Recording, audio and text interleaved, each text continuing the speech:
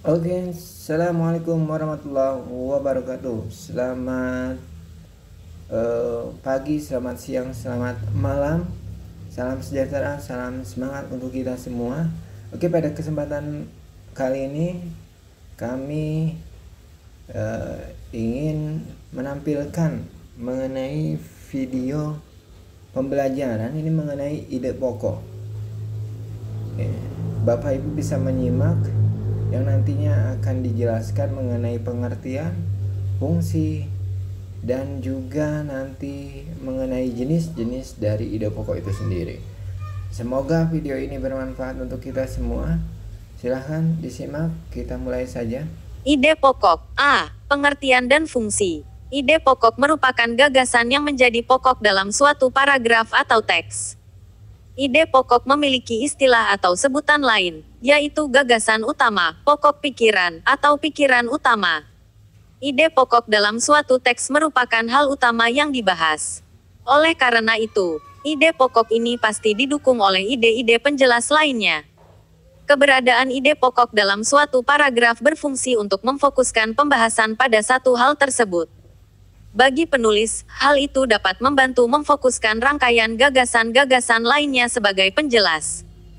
Bagi pembaca, hal itu dapat memudahkan pemahaman mengenai apa yang difokuskan pada paragraf tersebut sehingga dengan mudah pula mengetahui pokok-pokok yang disampaikan dalam suatu teks. Selain itu, keberadaan ide pokok dapat membantu pembaca dalam menyimpulkan isi teks. B. Ide pokok sebagai acuan kekohesian dan kekoherensian.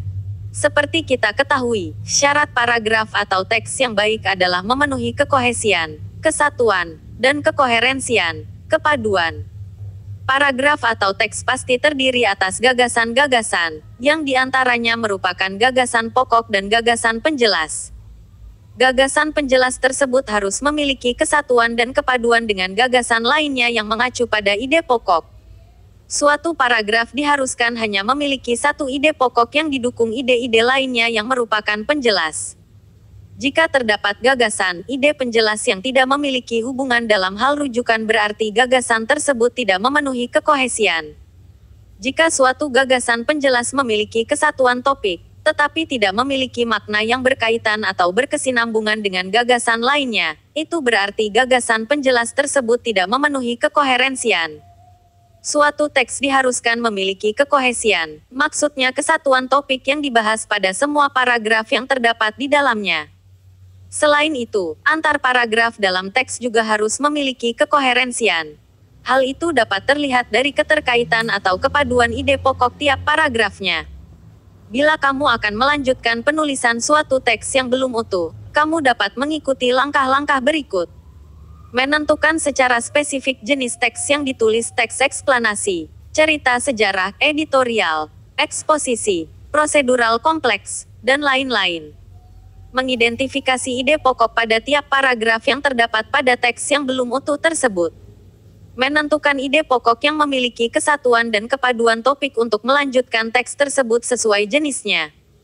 Mengembangkan ide pokok menjadi paragraf yang didukung oleh gagasan-gagasan penjelas dengan memerhatikan kohesi dan koherensi. C. Jenis paragraf berdasarkan letak ide pokok. Suatu paragraf hanya memiliki satu ide pokok. Jika kita mencari ide pokok suatu paragraf, kita harus mencari kalimat utama paragraf tersebut terlebih dahulu. Kalimat utama adalah kalimat yang didukung oleh kalimat-kalimat lainnya dalam paragraf tersebut.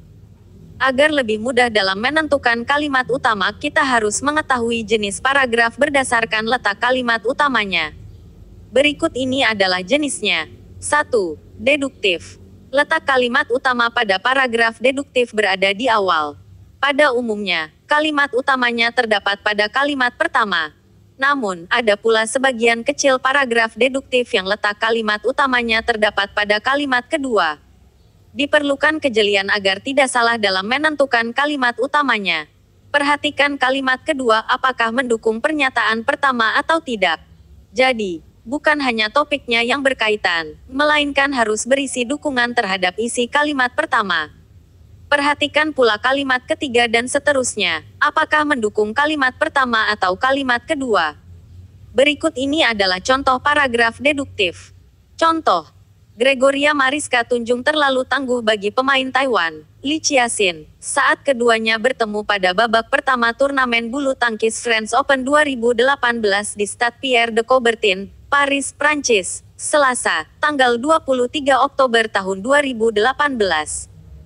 Gregoria menang mudah atas pemain ranking 38 dunia tersebut dengan skor 21-9, 21-9. Tak perlu waktu yang lama bagi peraih gelar kejuaraan dunia junior 2017 ini untuk menuntaskan perlawanan Li. Tunggal putri terbaik Indonesia ini hanya menghabiskan 18 menit untuk meraih tiket babak kedua. Hasil ini pun menambah bagus rekor pertemuan Gregoria melawan Li.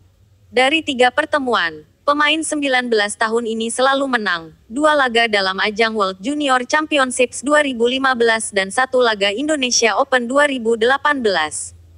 Dikutip dari olahraga, kompas.com.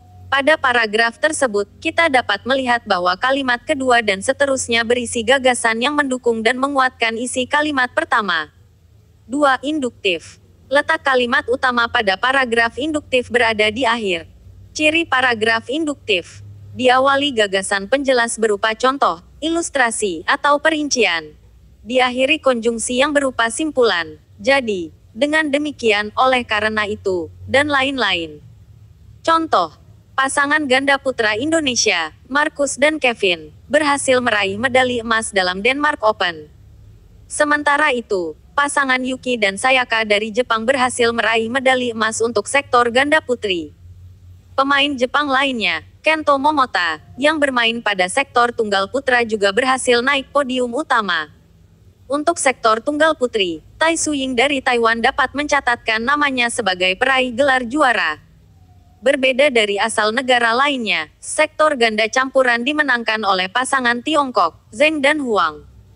Jadi, Indonesia hanya mendapatkan 1 wakil yang meraih juara dalam Denmark Open 2018. Pada paragraf tersebut, kita dapat melihat adanya kalimat terakhir berupa simpulan yang ditandai oleh konjungsi jadi. Selain itu, kalimat kedua dan seterusnya tidak mendukung dan menguatkan pernyataan pada kalimat pertama. 3. Variatif campuran. Letak kalimat utama pada paragraf variatif berada di awal dan akhir paragraf. Kalau diperhatikan secara saksama, gagasan yang sama dinyatakan pada kalimat awal dan akhir meskipun redaksinya berbeda. Contoh, bencana gempa dan tsunami yang terjadi dalam waktu berdekatan sangat membuat masyarakat was-was. Bagaimana tidak gempa terjadi di Palu tak lama setelah gempa menimpa Lombok? Mereka takut akan terjadinya bencana serupa. Banyak orang memilih meninggalkan rumahnya dan pindah ke tempat lain yang mereka anggap aman. Bencana yang terjadi akhir-akhir ini membuat masyarakat khawatir.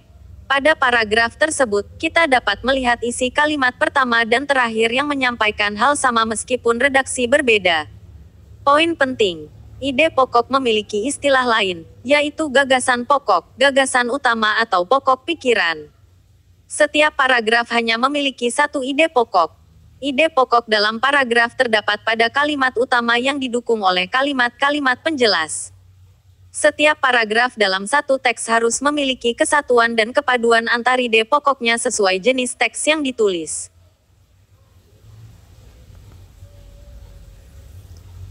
Oke Bapak Ibu sekalian, sampai di sini video pembelajaran mengenai pembahasan ide pokok. Ya, semoga sekali lagi semoga ini bermanfaat untuk kita semua. Dari kami sekian, terima kasih. Assalamualaikum warahmatullahi wabarakatuh.